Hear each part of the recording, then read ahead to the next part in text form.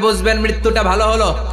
এক নাম্বার আলামত আন-নুতকু বিশ-শাহাদা, মরার আগে আওয়াজ করে জিকির করে কেউ যদি পড়তে পারে লা ইলাহা ইল্লাল্লাহু মুহাম্মাদুর রাসূলুল্লাহ সাল্লাল্লাহু, এটা হচ্ছে আলামাতু হুসনিল খাতিমা।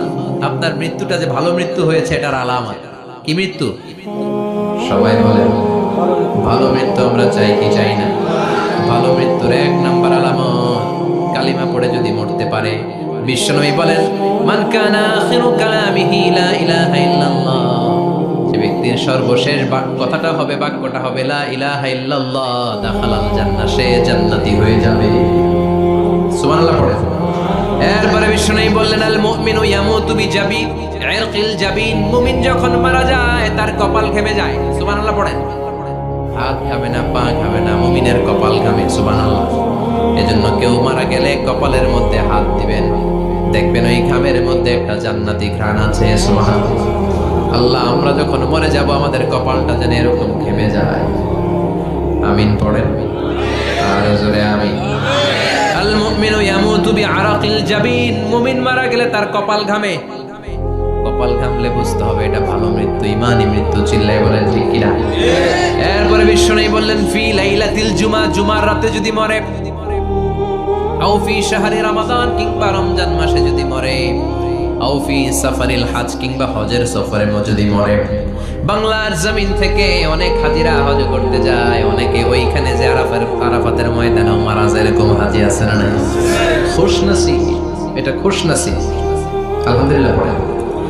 এরপরে বিশ্বনবী বললেন মাউতুশ শাহাদা, আল্লাহর রাস্তায় জিহাদ করে কালেমার বাণীকে উপরে তুলে ধরার জন্য কেউ যদি শাহাদাতের পেয়ালা পান করে, শাহাদাতের মৃত্যুর চাইতে ভালো মৃত্যু আর হতে পারে? শাহাদাতের মৃত্যুর চাইতে শ্রেষ্ঠ মৃত্যু আছে নাকি? কথা বলেন। আমরা শহীদ হতে চাই কি চাই না?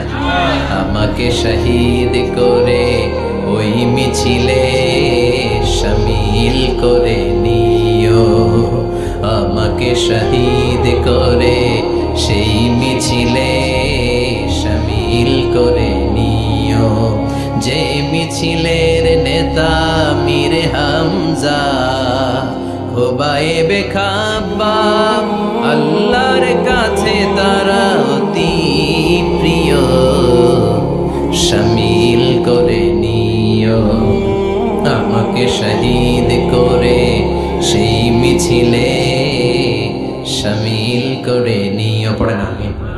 শাহাদাতের তামান্না যেই মুমিনের অন্তর নাই, অন্তরের ভেতরে নাই, ওই লোক কি মুমিন হতে পারে নাকি? মান সাআলাল্লাহ শাহাদা, বিশ্বনবী ফরমান যে ব্যক্তি আল্লাহর কাছে শাহাদাতের মৃত্যু চায়, বাল্লাগাহুল্লাহু মানাজিলাশ শুহাদা ওয়া ইন মাতা আলা ফিরাশিহি, কেউ যদি আল্লাহর কাছে শাহাদাত অন্তর থেকে কামনা করে, রব্বুল আলামিন ওই ব্যক্তিকে শাহাদাতের মর্যাদায় নিয়ে যাবেন, যদিও সে বিছানায় পড়ে পড়ে মারা যায়।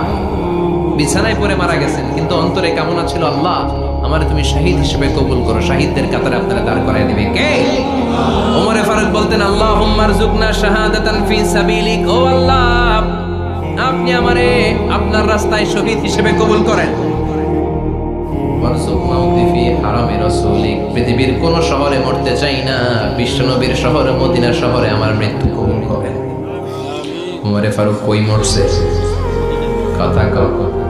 ফজরের জামাতে ইমামতি করতে গিয়েছেন মাওলাল মুগীরা আবু লুলু আল মাজুসি, মাওলাল মুগীরা আঘাতে অ্যাসাসিনেটেড বাই মুগীরা, স্টেবিং করেছে এখানে, তিনটা আঘাত করেছে, একটা এখানে, একটা পাজরে, একটা নাভির মধ্যে, নাভি কেটে দুই ভাগ। ওনাকে খাবার দেয়া হলো নাবিজ, দুধ মাখানো নাবিজ, ওই নাবিজের দুধ নাভি দিয়ে বের হয়ে যায়। উনি বললেন কে মেরেছে আমাকে? বলল অগ্নি উপাসক। শুকরিয়া করে বললেন আল্লাহ আমারে কোনো মুসলিম মারে নাই, কোনো মুমিন মারে নাই। উনি বেহুশ ছিলেন, হুশ ফিরে সবাই রে বললেন আসল্লান নাস, ফজরের যেই নামাজটা আমার ইমামতিতে শুরু হয়েছে, এক রাকাতের পর আমাকে মারা হলো, এবার আমাকে বলো আমার নেতৃত্বে যে নামাজটা শুরু হয়েছে নামাজটা ঠিক মতো হয়েছে কিনা। সুবহানাল্লাহ। আমারে কে মারবে? কে তোমাদের খলিফা হবে? কি হবে আমার আব্দুর রহমানের আব্দুল্লাহ? এগুলো নাই, প্রথম কথা ছিল মানুষরা নামাজটা পড়েছে কিনা। সুবহানাল্লাহ। এজন্য শাহাদাতের তামান্না সবচেয়ে বড় তামান্না, চিল্লায় বলেন ঠিক কি না? এরপর বিশ্বনবী বললেন মুরাবিতান ফি সাবিলিল্লাহ, মুসলিম রাষ্ট্রের পাহারা দেয় যারা বর্ডার গার্ড। আমাদের দেশের বর্ডার গার্ড কি বলে? আগে বিডিআর ছিল, এখন বিজিবি। আমার বিজিবির ভাইয়েরা না খেয়ে না পড়ে শীতের রাতে দেশ পাহারা দেয়। বিএসএফ এর গুলিতে যদি মারা যায় এটা শহীদ। সুবহানাল্লাহ। এর চেয়ে শ্রেষ্ঠ মৃত্যু আর হতে পারে? এরপর আল মাউতু আলা আমালিন সালেহ, কোন ভালো কাজের উপর মরণ। নামাজে সেজদা দিয়েছে, সেজদা অবস্থায় অনেকে চলে যায়, এরকম আছে না নাই? তাহাজ্জুদের যায় নামাজে মরণ দিও প্রভু আমায়, একামতে দিনের কাজে কবুল করে নিও আমায়। পড়েন আমিন। তাহাজ্জুদের যায় নামাজে যেন আমাদের মরণ হয়, পড়েন আমিন।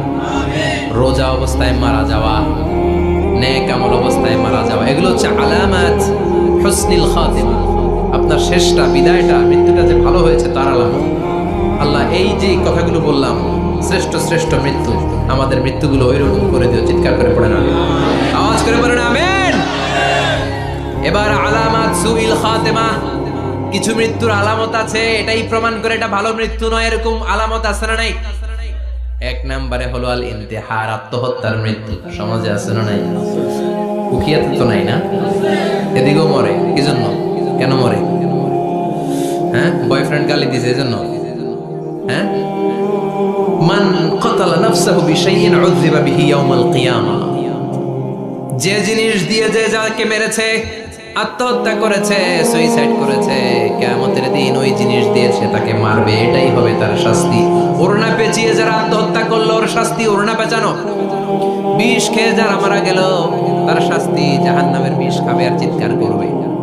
ছুরি ঢুকিয়ে যারা মারা গেল জাহান্নামের আগুনে ঝলসানো ছুরি শুধু ঢুকাবে। আল্লাহ আত্মহত্যা থেকে বাংলাদেশে বাঁচাও, আমাদের ছেলে মেয়েগুলারে বাঁচাও।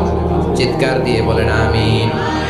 আত-তাআক্কুদ ফিল লিসান ফিলা ইলাহা ইল্লাল্লাহ, আজীবন কালেমা পড়ে নাই, আজীবন কালেমারে বাস দিয়েছে, এখন মরার সময় সবাই কয় কলমা পড়েন, কলমা পড়েন, এখন পড়তে চায় মাগার মুখ দিয়ে বাইর হয় না। আছে না নাই? এরকম টাকায় দুঃখিয়াতে নাই, কলমা পড়তে পারে না, আটকায় মরে গেছে। এই মৃত্যুটা কি ভালো?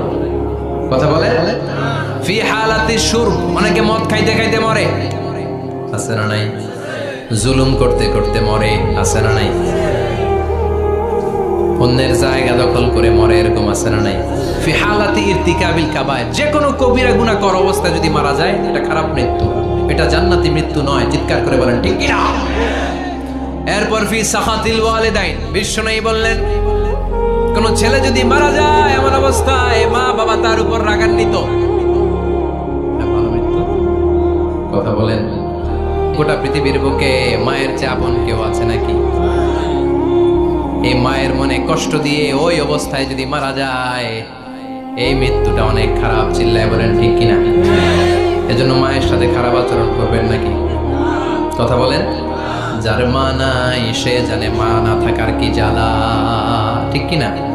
যখন রাত্রি নিঝুম এই চোখে ঘুম, একলা শুধু ঘরে তোমায় মনে পড়ে মাগো, তোমায় মনে পড়ে।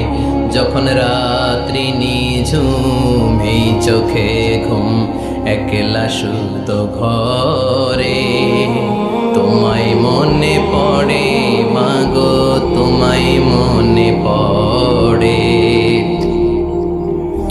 এজন্য মায়ের দোয়া সবচেয়ে বড় দোয়া।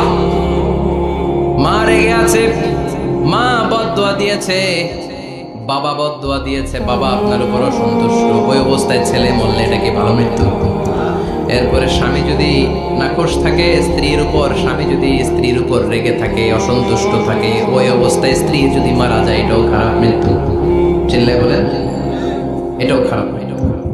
এরপরে লাউ ফারিহাল মুসলিমুনা বিমাউতি, কোন লোক মারা গেলে যদি এলাকার মুসলমানরা খুশি হয় এটা কি ভালো মৃত্যু নাকি?